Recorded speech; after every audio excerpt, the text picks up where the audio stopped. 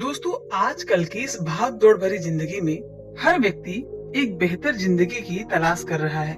लेकिन उनमें से कुछ ही ऐसे लोग होते हैं जो अपने लक्ष्यों को हासिल कर पाते हैं, जबकि ज्यादातर लोग अपने लक्ष्य तक पहुंच ही नहीं पाते।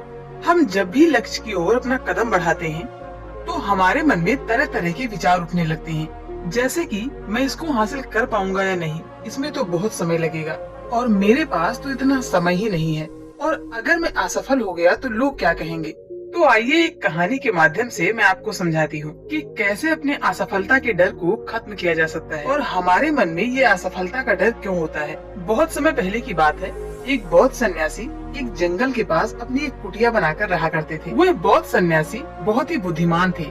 अगर कोई भी व्यक्ति उनके पास अपनी कोई समस्या लेकर जाता तो वे बौद्ध सन्यासी बड़ी ही बुद्धिमानी से उस समस्या का समाधान निकाल देते थे। एक दिन वो पास वाले गांव में भिक्षा मांगने के लिए गए थे। भिक्षा मांगकर जब वो वापस लौट रहे थे तो रास्ते में उन्हें एक व्यक्ति ने रोक लिया। उस व्यक्ति ने कहा, मैंने सुना है कि आप बड़े ही बुद्धिमानी से किसी भी समस्या का समाधान निकाल देते हैं, लेकिन मुझे इस बात पर जरा सा भी विश्वास नहीं है।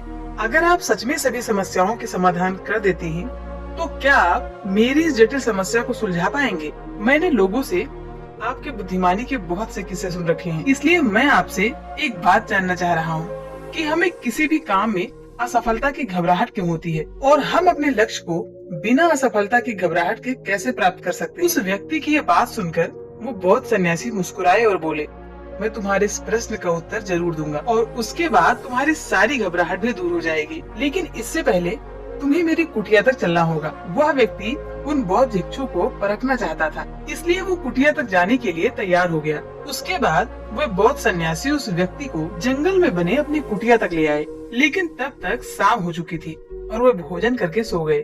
जब वे अगले दिन उठे तब बौद्ध सन्यासी ने उस व्यक्ति से कहा, चलो आज मैं तुम्हें जंगल की सैर करा कर लाता हूँ, और वह दोनों जंगल की तरफ निकल पड़े। थोड़ी देर के बाद उन बौद्ध सन्यासी ने उस व्यक्ति को एक गुफा दिखाई और कहा, चलो मैं तुम्हें इस गुफा की सैर कराता हूँ। लड़के ने कहा, जरूर चलिए, मुझे भी काफी दिनों से जंगल की इस गुफा को देखने की बड़ी चाहत थी। उसके बाद वे दोनों गुफा के अंदर चले गए।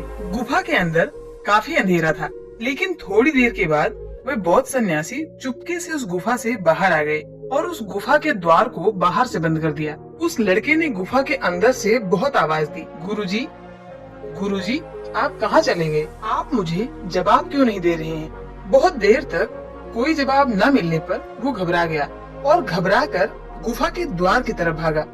जैसे ही वो गुफा के प्रवेश द्वार पर पहुंचा, वो हैरान रह गया। यहाँ किसी ने तो गुफा के द्वार को बंद कर दिया है, अब मैं बाहर कैसे निकलूंगा? वो अकेले उस गुफा में काफी भयभीत हो गया और सोचने लगा कि कहीं उन सन्यासी ने मुझे मारने की योजना तो नहीं बनाई थी। और वो गुफा में इधर उधर भागकर गुफा से बाहर निकलने का रास्ता ढूंढने लगा। वो गुफा में काफी देर तक इधर उधर भटकता रहा, लेकिन उसे बाहर निकलने का कोई रास्ता नहीं मिला और साथ ही अब उसे जोरों से भूख और प्यास भी लग रही थी।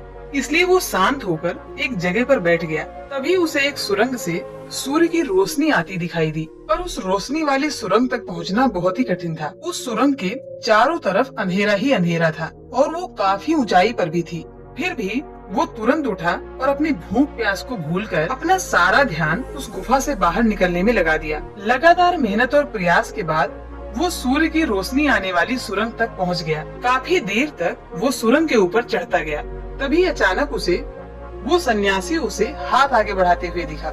वो लड़का झट से सन्यासी का हाथ पकड़कर बाहर आ गया और बाहर आते ही उन सन्यासी पर चिल्लाते हुए कहा, आप मुझे उस गुफा में अकेले छोड़कर क्यों आ गए थे? आपको पता है मैं कितना भयभीत हो गया हूँ और मुझे जोरों की प्यास लगी है। सन्यासी ने मुस्कुराते हुए उसे पानी दिया और कहा, अब तुम मेरी बात को बहुत ध्यान से सुनो। तुम उस गुफा के बाहर सिर्फ 2 कारणों से निकल पाए हो। पहला कारण, तुम्हें बहुत जोरों की भूख और प्यास लगी थी, और दूसरा कारण, तुम्हें वहाँ घुटन महसूस हो रही थी क्योंकि तुम्हें अपने दोस्तों और परिवार वालों के साथ रहने की आदत पड़ गई है।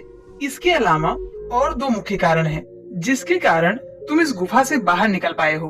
पहला कारण है, तुम्हारे साथ वहाँ ये कहने वाला कोई नहीं था कि इतने अंधेरे में इतनी ऊंचाई तक तुम उस सुरंग तक कैसे पहुँचोगे, ये तो असंभव है। और दूसरा कारण, तुम्हारे साथ वहाँ ये कहने वाला कोई नहीं था कि चलो कोई दूसरा रास्ता देखते हैं, इससे भी आसान रास्ता मिल जाएगा और हम आसानी से गुफा से बाहर निकल जाएंगे। सफलता प्राप्त करने का नियम भी कुछ ऐसे ही है। सफलता कैसे प्राप्त कर सकते हैं, इसके लिए मैंने तुम्हें एक छोटी सी दुनिया बनाकर दिखाई है, और वास्तव में सफलता प्राप्त करना इससे भी जटिल है। जब आप किसी लक्ष्य को पूरा करने के लिए जाते हैं, तब बहुत से ऐसे फालतू लोग जो आपको सलाह देने के लिए पहुंच जाते हैं, जो खुद तो कुछ नहीं कर पाए, लेकिन आपको समझाते हैं कि ये मत करो, वो मत करो, तुमसे ये नहीं हो पाएगा, इससे अच्छा तो तुम वो काम कर लो। ऐसे ही वो हमारे दिमाग को भटकाकर चले जाते हैं और हमें खुद पर संदेह होने लगता है और हमारा आत्मविश्वास डगमगा जाता है। सफलता न मिलने का एक कारण ये भी है कि सफलता प्राप्त करने की प्रक्रिया थोड़ी लंबी होती है और हमारा मन घंटों घंटों में बदलता है,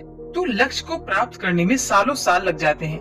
ऐसे में हमारा मन कैसे नहीं बदलेगा? जब हमारा मन बदल जाता है, तब हम उस रास्ते को छोड़कर दूसरा रास्ता अपनाने लग जाते हैं। परेशानियां हमें तभी दिखती हैं, जब हमारा ध्यान अपने लक्ष्य पर नहीं होता। अगर आपको अपने जीवन में सफल होना है, तो अपना सारा ध्यान अपने लक्ष्य पर टिकाए रखो। मुनिवर की ऐसी बातें सुनकर उस लड़के की आंखें खुल गई और उसने कहा, आप सच में बुद्धिमान हैं। मैं आपसे वादा करता हूँ कि आपके द्वारा बताई गई इन बातों को मैं अपने जीवन में जरूर अपनाऊंगा।